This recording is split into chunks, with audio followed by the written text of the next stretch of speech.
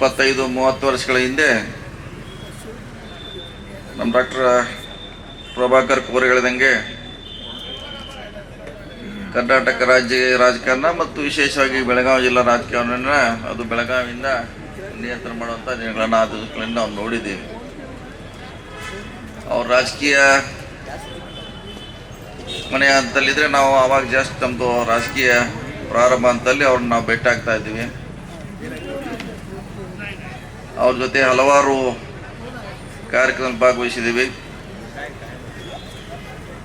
ಅವರಲ್ಲಿ ವಿಶಿಷ್ಟವಾದ ನಡವಳಿಕೆ ಅನ್ಬೋದು, ನಾವು ಗುಣಗಳನ್ನು ಅನ್ಬೋದು ಕಂಡುಕೊಳ್ಳುವಂಥ ಸಂದರ್ಭ ದಿನಗಳಲ್ಲಿ ನಾವು ನೋಡಿದ್ದೀವಿ.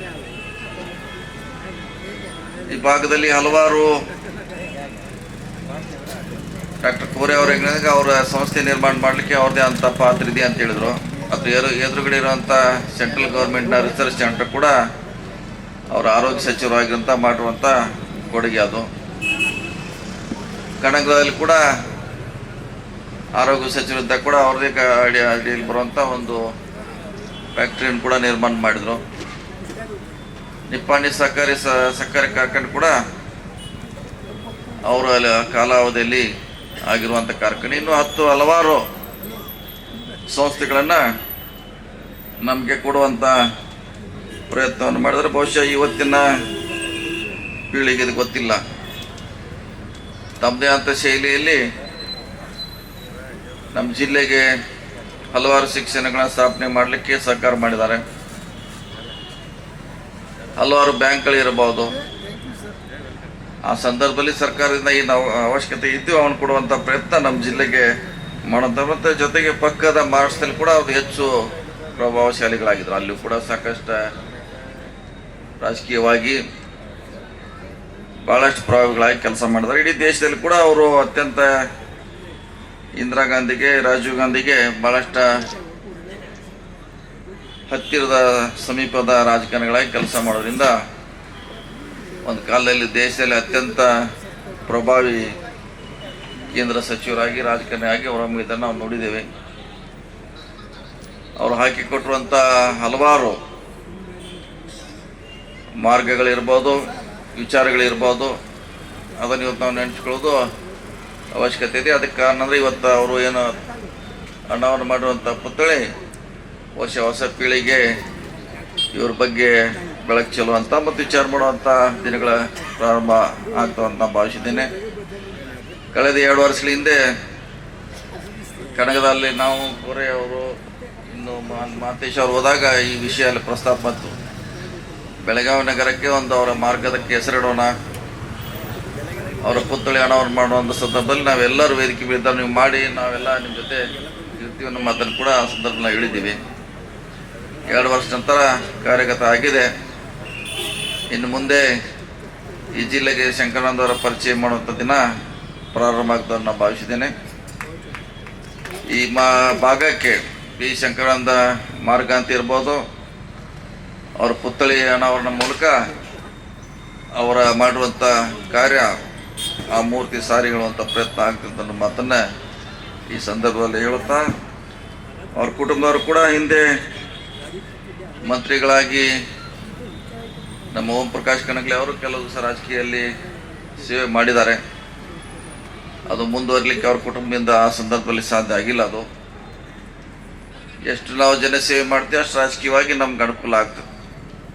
ನೇರವಾಗಿ ರಾಜಕೀಯಕ್ಕೆ ಹೋದರೆ ಅದು ಕಷ್ಟದ ಕೆಲಸ. ನಾವು ಸಮಾಜಮುಖಿಯಾಗಿ ಬಂದರೆ ಇನ್ನೂ ಭಾಳಷ್ಟು ಅನುಕೂಲ ಆಗುತ್ತೆ. ಸಮಾಜ ಸೇವೆ ಮಾಡಲಿಕ್ಕೆ ಯಾವುದೇ ಸರ್ಟಿಫಿಕೇಟ್ ಅವಶ್ಯಕತೆ ಇಲ್ಲ.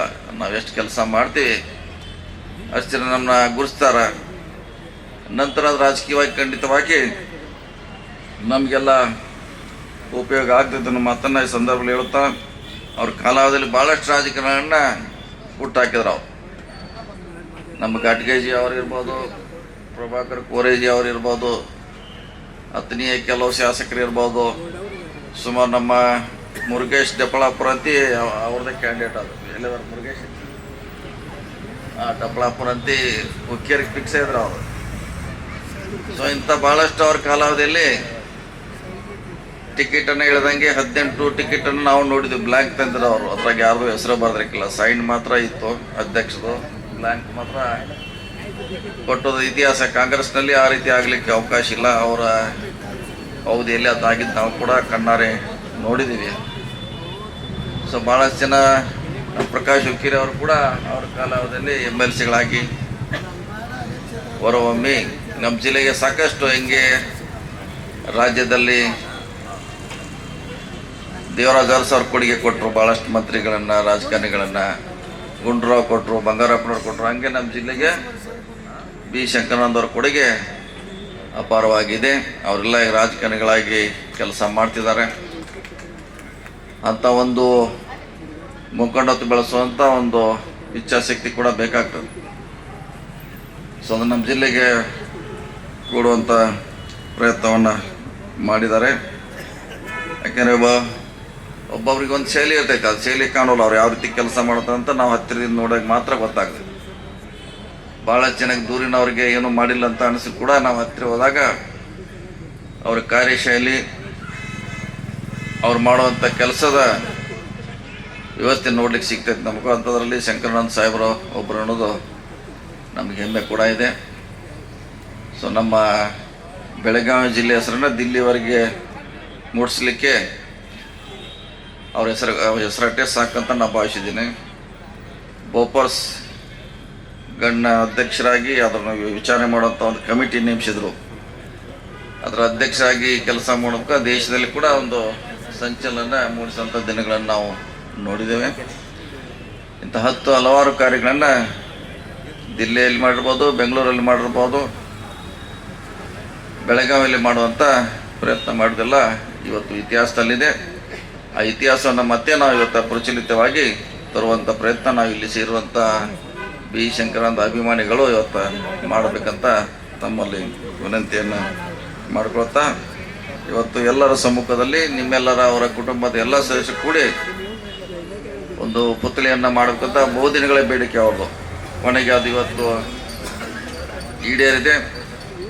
ಅದನ್ನೇ ನಾ ಹೇಳ್ದಂಗೆ ಅದು ಇವತ್ತಿನ ಪೀಳಿಗೆ ಒಂದು ಕನ್ನಡಿ ಆಗಲಿ, ಒಂದು ದಿಕ್ಸೂಚಿ ಆಗಲಿ, ಒಂದು ಪುಸ್ತಕ ಮಾದರಿ ಆಗಿ ಅದು ಹೊರಹೊಮ್ಮಲಿ ಅಂತ ಇವತ್ತು ಹೇಳ್ತಾ, ಬಹುಶಃ ಅವ್ರಿಗೆ ಎಷ್ಟು ಹೇಳಿದ್ರು ಕೂಡ ಭಾಳಷ್ಟು ಕಡಿಮೆ ಅನ್ನೋ ಮಾತನ್ನು ಹೇಳುತ್ತಾ, ಅವರ ಕುಟುಂಬ ಅವರು ರಾಜಕೀಯದಲ್ಲಿ ಬರಲಿ, ಯಾರೂ ಕೂಡ ನಮ್ಮಿಂದ ಸಾಧ್ಯದಷ್ಟು ಅವರಿಗೆ ಸಹಕಾರ ಸಪೋರ್ಟನ್ನು ಖಂಡಿತವಾಗಿ ಮಾಡ್ತೀವಿ ಅನ್ನೋ ಮಾತನ್ನು ಈ ಸಂದರ್ಭದಲ್ಲಿ ಹೇಳುತ್ತಾ